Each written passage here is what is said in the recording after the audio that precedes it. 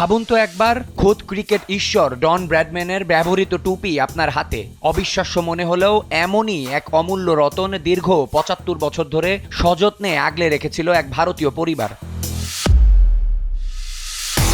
ঘটনাটা ১৯৪৭-৪৮ মৌসুমের। ভারত দল যখন প্রথমবার অস্ট্রেলিয়া সফরে যায়, তখন কিংবদন্তি ব্র্যাডম্যান নিজের ব্যাগি গ্রিন টুপিটি উপহার দিয়েছিলেন ভারতীয় ক্রিকেটার SW সোহানিকে। ৩ প্রজন্ম পার হওয়ার পর অবশেষে সেই টুপি প্রকাশ্যে এলো। এসেই এই অসাধারণ কালেক্টেবলকে নিলামে তুলেছে অস্ট্রেলিয়ার বিখ্যাত লয়েডস অকশন।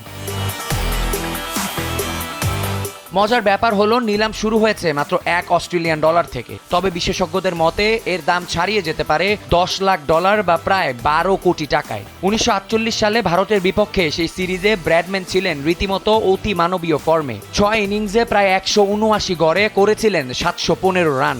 সেই খুন মেজাজে স্মৃতিমাখা টুপির ভেতরে সোহানি ও ব্র্যাডম্যান উভয়ের নাম খোদাই করা আছে।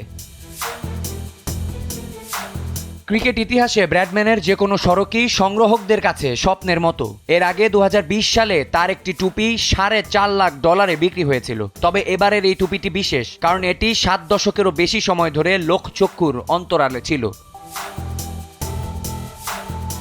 আবিয়াজ ইরতেসাম, সময়ের আলো।